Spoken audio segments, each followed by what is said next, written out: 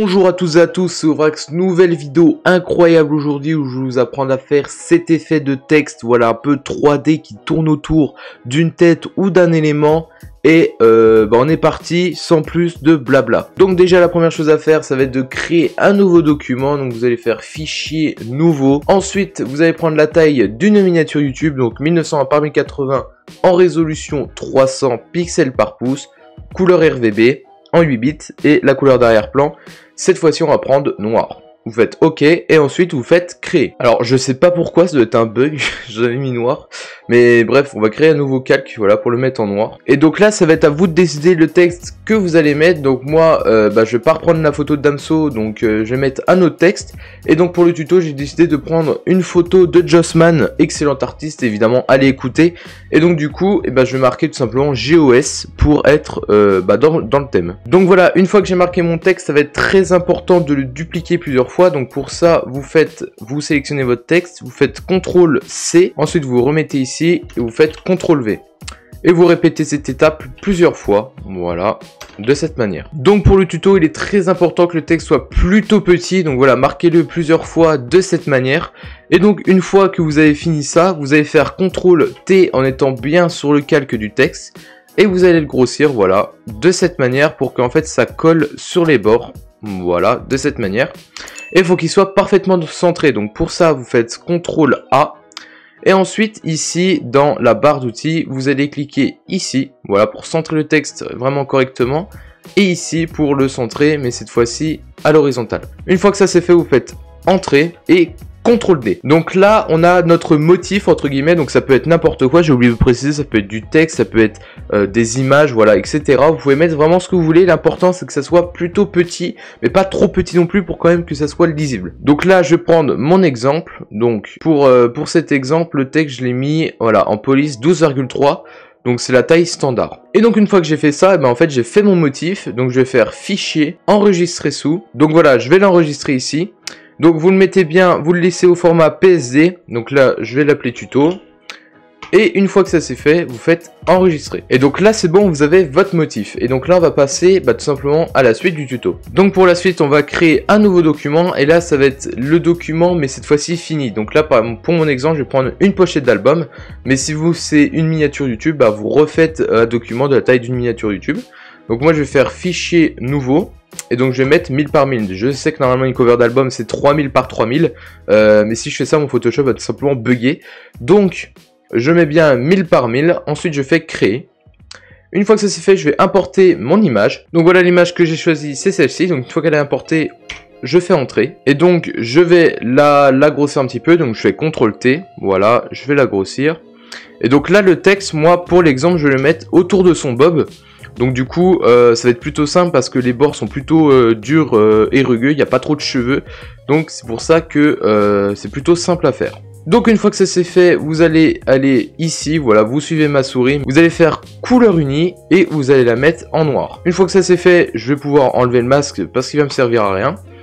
Je vais pixeliser mon calque et ensuite je vais aller dans 3D, nouveau filet à partir du calque, filet prédéfini et je vais mettre sphère. Ça m'a créé un objet 3D, donc une sphère. Et donc une fois que ça c'est fait, je vais aller dans l'onglet 3D qui est juste ici. Si vous l'avez pas, vous faites fenêtre et vous allez chercher 3D, voilà, juste là. Donc moi je l'ai mis ici et je vais aller dans matière sphère, donc dans l'onglet qui s'appelle matière sphère.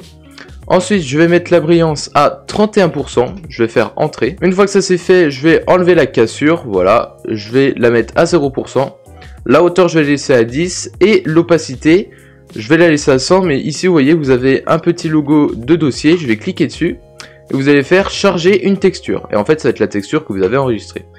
Donc je vais cliquer dessus, ensuite je vais aller chercher ma texture, donc elle est juste là, donc je vais l'appeler tuto, je vais faire ouvrir et là voilà, ça m'a chargé ma texture, donc ça s'est bien mis autour correctement. Une fois que ma texture est chargée, je vais aller dans le deuxième onglet 3D qui est juste là, donc ça va être ma forme tout simplement. Je vais enlever l'ombre captée et l'ombre portée pour éviter d'avoir l'ombre en fait tout simplement. Et une fois que ça c'est fait, je vais pouvoir en fait disposer mon texte comme je le souhaite. Donc moi ce que je vous conseille de faire c'est que l'avant le texte qui va avoir devant la sphère et derrière la sphère ne se rencontre pas, ne se touche pas. Sinon ça va être super chiant tout simplement à effacer et l'effet sera pas au rendez-vous. Donc moi je vais tout simplement, donc vous pouvez le tourner, vous voyez comme vous voulez, là je le grossis. Et donc là je vais pouvoir le tourner. Donc il faut cliquer dessus.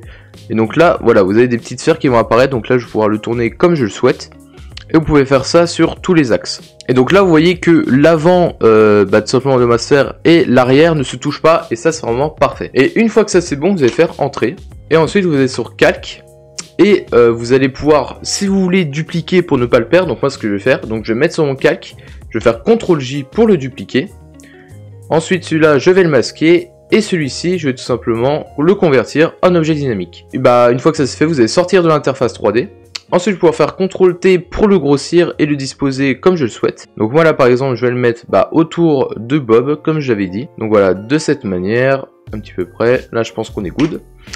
Une fois que ça c'est fait, je vais pouvoir travailler mon texte. Donc je vais faire un double clic sur mon calque. Ou alors vous pouvez aussi faire clic droit, option de fusion. Vous allez pouvoir faire une incrustation de couleur pour changer la couleur de votre texte. Et une fois que ça c'est fait, vous pouvez aussi, si vous voulez, mettre une lueur externe pour donner un peu plus de glow et que ça soit quand même plus joli.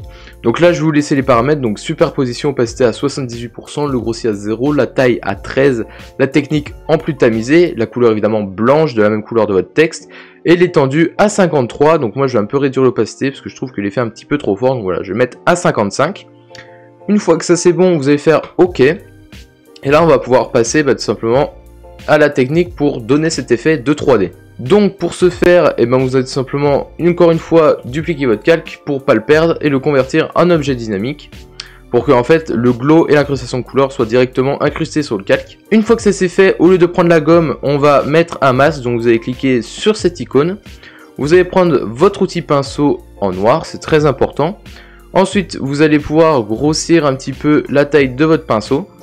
Et là, vous allez gommer, en fait, tout simplement, juste ici, voilà, de cette manière, sur les côtés, en fait, pour, voilà, donner cet effet, en fait, de profondeur, pour dire, voilà, que ça passe derrière.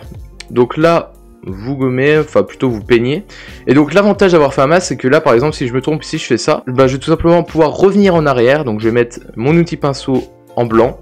Et voilà, je vais pouvoir faire ça de cette manière. Ensuite je le remets en noir et là je vais pouvoir regommer, voilà, pour donner cet effet.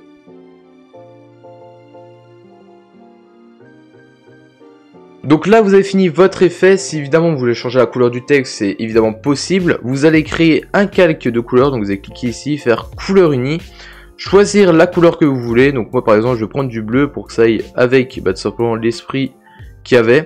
Je vais le mettre en écrétage dessus, donc pour ce faire vous allez vous mettre entre les deux calques, appuyez sur Alt et ensuite vous avez une flèche noire et un carré blanc qui vont apparaître et là vous n'avez plus qu'à faire un clic gauche pour confirmer.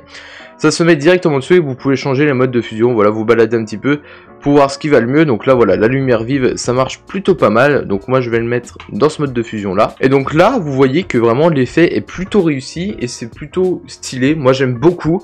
Dites-moi ce que vous en pensez dans les commentaires. En tout cas c'est la fin de ce tuto, j'espère qu'il vous aura plu. Si c'est le cas, évidemment pouce bleu, vous pouvez évidemment me soutenir en vous abonnant à la chaîne. Je vous rappelle également que j'ai une deuxième chaîne YouTube, Ovrax Beat, sur laquelle je mets mes instrumentales. En tout cas, moi je vous dis ciao tout le monde, pour une future vidéo, c'était Ovrax.